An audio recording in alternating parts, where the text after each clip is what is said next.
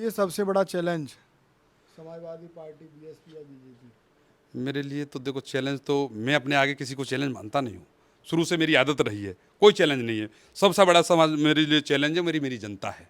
मैं जनता की जितनी सेवा कर लूँगा और जितना ही बड़ा है उस चैलेंज को पार कर लूँगा। ये हमारा एक शो है, चल रहा है कि कौन बनेगा विधायक। जी। हम आपसे ये पूछना चाहेंगे, आप क्यों बनेंगे विधायक और कैसे बनेंगे? मैं जो सोच लेता हूँ उसे करके दिखाता हूँ। जब मैं अच्छा कार्य करूँगा, जो छोटी छोटी समस्याओं को जब मैं शहर तक अधिकारियों तक रखूँगा, तो ऑटोमेटिक समाज तो मुझे लाइक करेगी करेगी। समय दूंगा उनके बीच में, 24 घंटा समय दूंगा मैं। भाई 24 घंटे में मुझे रात हो जाएगी, उन्हीं के यहाँ सोऊंगा रहूँगा। भाई मेरा उद्देश्य ही राजनीति नहीं है, मेरा सेवा करना उद्देश्य है। जब सेवा करूँगा तो ऑटोमेटिक जनता मेरे को लाइक करेगी। सबसे बड़ा वोट है जाट। तो जाट मेरे बहुत प्रिय हैं। मैं जाट बहुमूल्य क्षेत्र से आया हूँ अपना, और जाट मेरे बड़े मित्र भी हैं, अच्छे उनसे संपर्क भी हैं। पार्टी से हटके भी उनका कहना है कि भैया आप आ रहे हो तो सबसे पहले हम सर्वोपरि आपके लिए खड़े हैं। जाट हों, जाटव हों, वाल्मीक हों, प्रजापति हों, कश्यप हों, सभी समाज का मेरे साथ समर्थन है। और मैं जन जन से जो अब तक मिला हूँ, मुझे तो प्यार मिला है, उससे ऐसी ऊर्जा मिलती है कि मुझे विधायक बनने से कोई नहीं रोक पाएगा। नमस्कार, आप देख रहे हैं बी मिशन टीवी। आगरा की ग्रामीण विधानसभा जो कि बहुत ही ज़्यादा चर्चा में रहती है हर चुनाव में। उत्तर प्रदेश में होने वाले विधानसभा चुनाव 2027 को लेकर हम लगातार हर एक गांव, हर एक विधानसभा में जा रहे हैं और हमारी चुनाव यात्रा की जो शुरुआत हुई है वो ग्रामीण, जो आगरा की ग्रामीण विधानसभा है वहाँ से हमारी चुनाव यात्रा की शुरुआत हुई है। और इस ग्रामीण विधानसभा से हमने एक बहुत ही शानदार जो एक पहल देखी, वो आज़ाद समाज पार्टी के प्रति देखी। लगातार गांव-गांव में मैंने देखा कि यहाँ से आज़ाद समाज पार्टी को लोग लगातार समर्थन दे रहे हैं।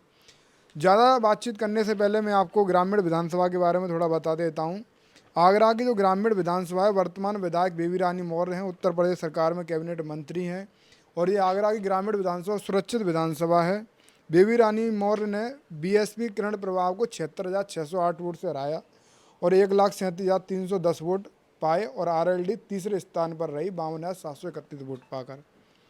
और पिछले 3 चुनावों में से 2 बार बीजेपी जीती है, 2012 और 17 और 22 में, और 2012 में बीएसपी जीती 69,969 वोट पाकर।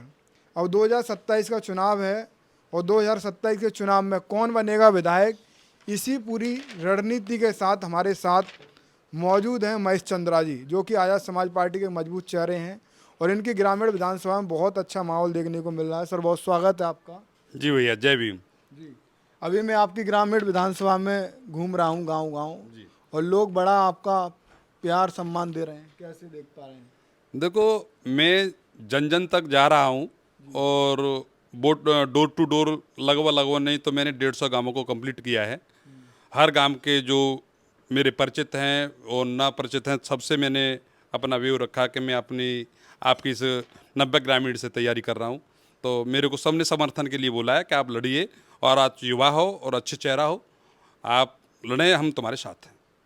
देखिए, आपकी चर्चा बहुत तेज़ रही है, अभी आगरा में रैली हुई और बहुत बड़े-बड़े बैनर पोस्टर देखे। ये तो हमने रैली में देखा, पर हम आपसे ये जानना चाहेंगे, जो आपकी विधानसभा ग्रामीण है, इसमें 3 बड़ी समस्या क्या हैं? क्योंकि आप अगर विधानसभा से जुड़े होंगे तो आपको समस्या भी मालूम होगी। सबसे बड़ी समस्या हमारी ग्रामीण विधानसभा से जो एक नहर निकल रही है, उसका नाम है रजवा टर्मिनल। उसमें इतना गंदा पानी हो चुका है, इतना गंदा पानी हो चुका है कि आज की डेट में कोई पशु या पक्षी कैसे भी पी लेता है तो शायद ही मुश्किल बचेगा, कि वो जहरीला बन चुका है। तो सबसे पहले तो मेरा सबसे पहला का जो समस्या है वो नहर की है, जो हमारी पूरी ग्रामीण से होती हुई जाती है, मलपुरा होते हुए। उसका पानी बहुत जहरीला हो चुका है, और जहाँ जितनी भी किसानों की हमारी खेती आ रही है, वो खेती ऐसा कीट पैदा हो रहे हैं जिससे वो खेती उपजाऊ न होने से भूमिहीन होती जा रही है। देखिए, ये आपने बहुत बड़ी समस्या बताई। दूसरी समस्या भी मैं आपसे जानना चाहूँगा। दूसरी समस्या है वहाँ के जो रास्ते हैं, जो ग्रामीण विधानसभा के हमारे रास्ते हैं शहर तक आने के लिए, तो बरसात के समय में जैसे कीचड़ के साथ पानी भराव हो जाता है, जल भराव हो जाता है। तो जल भराव के कारण से जो हमारी कनेक्टिविटी टूट रही है, रोड टूटे पड़े हैं, और उनको सही कराने का बहुत ज़रूरी है, क्योंकि आज की सत्ता पक्ष जो दिखाती है कागज़ों में तो सब चल रहा है, पर ग्राउंड पे जाओगे तो सड़कें टूटी हुई हैं, पानी का जल भराव है, और जो हमारे युवाओं को आने जाने की समस्या है बड़ी दयनीय हो जाती है बरसात के मौसम में।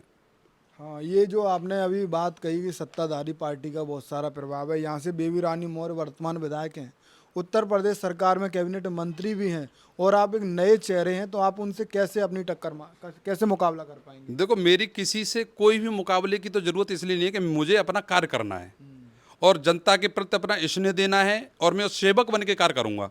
और मेरे को देखो, न किसी पार्टी से न किसी विशेष व्यक्ति से मेरा कोई भी टक्कर नहीं, मेरी टक्कर स्वयं से है। मैं स्वयं टक्कर लूँगा और सेवक बन के लूँगा, और जब सेवा करूँगा जनता के बीच में जाके तो जनता स्वयं ही मेरे को अपना सेवक चुन लेगी। तो मैं इसमें तो कोई दिक्कत ही नहीं, मेरी टक्कर का कोई विषय नहीं है। आपके हिसाब से राजनीति राज करने की नीति है या सेवा करने की नीति? मैंने सेवा करने की है, सबसे महत्वपूर्ण है। मैं सेवक बनूंगा, जन जन की सेवा करूंगा, जो भी समस्या होंगी, जो धरातल पर समस्या है, उन्हें अपनी टेबल तक लाऊंगा, टेबल के माध्यम से जन जन अधिकारियों तक पहुंचाऊंगा, और जहां जहां जो सो अधिकारियों से मैं अपनी समस्या को रखूंगा और उनका निवारण कराऊंगा। देखिए, आप क्या एएसपी मतलब क्या एएसपी 2027 में अच्छा प्रदर्शन कर पाएंगे? देखो, आप देख ही रहे, जो आज कल था, जो आज नहीं है, आज है वो कल नहीं है। दिन प्रतिदिन हमारी पार्टी का स्तर बढ़ता जा रहा है, और बड़ा युवा में जोश है, और जोश होने के कारण हम भाई हमारे एक ऊर्जावान हैं।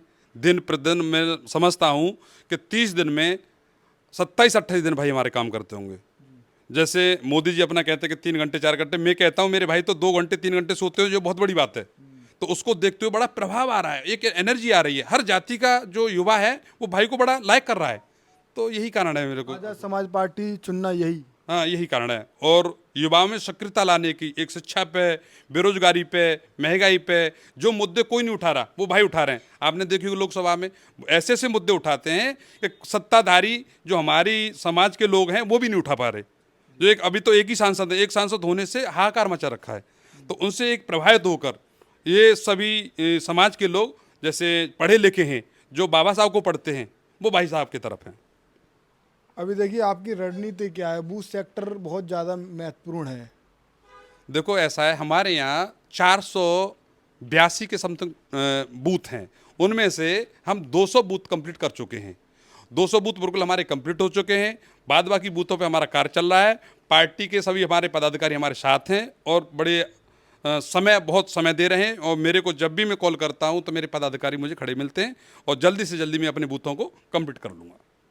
देखिए, आपका आदर्श नेता कौन है? मेरा आदर्श नेता तो भाई एडवोकेट चंद्रशेखर आज़ाद जी हैं, जो हमारे प्रिय सांसद हैं, बड़े भाई भी हैं, और मेरे आदर्श भी हैं, और मेरे गार्जियंस भी हैं। मैं उन्होंने गार्जियंस मानता हूँ, और मैं अपना आदर्श नेता भी मानता हूँ।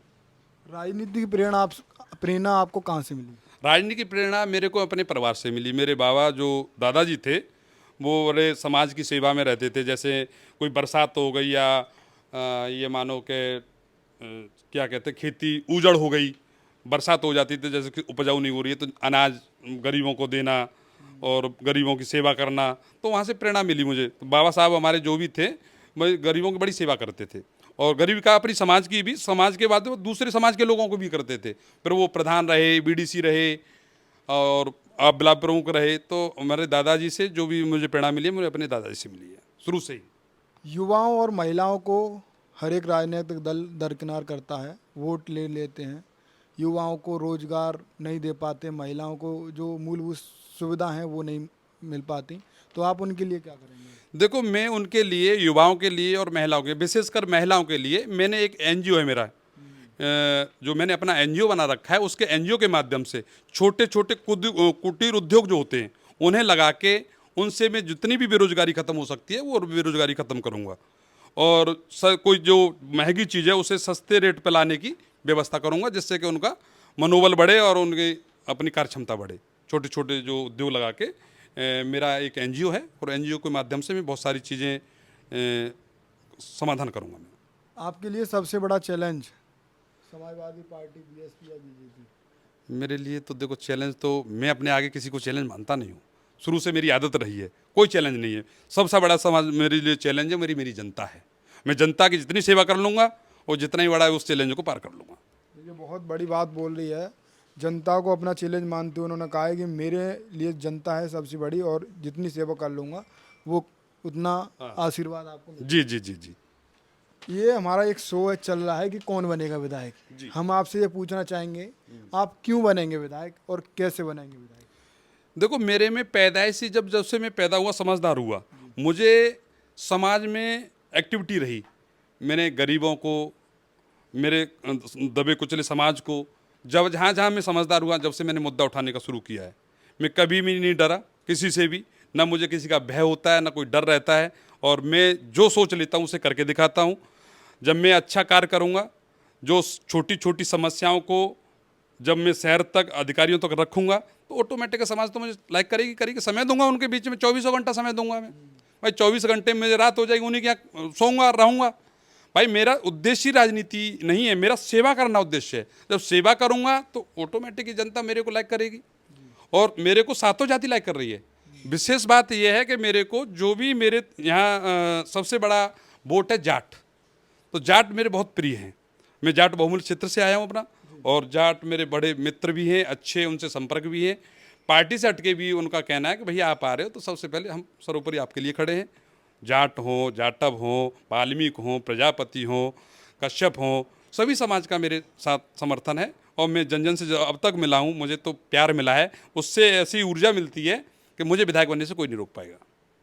पर यहाँ एक मजबूत धनबल की राजनीति हमेशा से होती आई है, और यहाँ उत्तर प्रदेश की कैबिनेट मंत्री बेबी रानी मौर्य हैं, उनके सामने कहीं ना कहीं आपको ऐसा नहीं लगता थोड़ा बहुत मुश्किल पड़ेगा? मेरे को तो कैसे, कहीं भी मुझे ऐसा नहीं है कि मेरे सामने बेबी रानी मौर्य लड़ रही हैं, अननेसेसरी कोई आ रहा है, मुझे कोई फर्क नहीं पड़ता।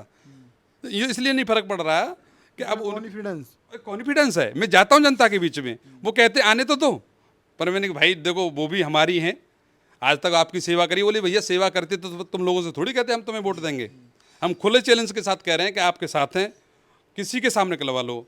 चूँकि उनके जो कार्यशैली है बताते हैं, हमें तो नहीं पता, ना हमें उनकी ज़रूरत पड़ी है तो कार्यशैली के बारे में हम बता सकें, पर जनता जो बता रही है वो कार्यशैली ठीक नहीं है। जनता आप जो ग्रामीण विधानसभा की तैयारी कर रहे हैं, ये आज़ाद समाज पार्टी के मतलब दिशा निर्देश में है, या मतलब क्या कोई आश्वासन वहाँ से मिला? नहीं, हमारे माननीय प्रदेश अध्यक्ष जी सुनील कुमार चित्तौड़ जी ने पूरे संगठन को, अपने ज़िले के संगठन को बुला के और सबसे पूछा कि हम भाई बताओ आप में से कोई चुनाव लड़ना चाहता है? नहीं, तो उन्होंने सबने मना किया कि बोले हम चंद्रा जी को ही लड़ाना चाहते हैं। तो मेरा पूरी संगठन ने और प्रदेश अध्यक्ष जी ने मेरे को दिशा निर्देश दिए कि आप ग्रामीण लड़िए, और शीर्ष नेतृत्व से मेरी बात हुई है, तो उन्होंने भी कहा है कि आप अच्छा कार्य कर सकते हो, तो आप विधायक बनने के योग्य हो, तो आप लड़िए, हम तुम्हारे साथ हैं।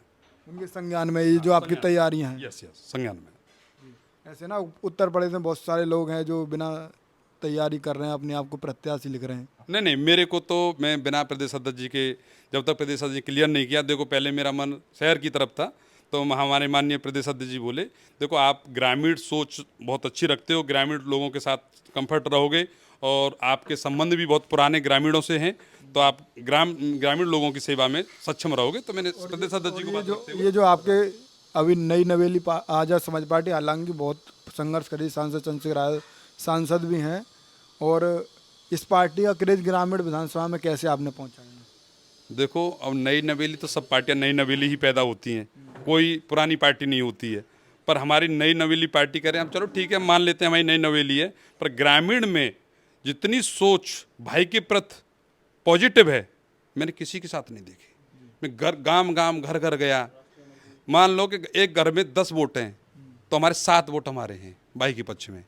वो 3 वोट कौन से हैं? वो 3 वोट वे हैं जो बहन जी का संघर्ष देखा।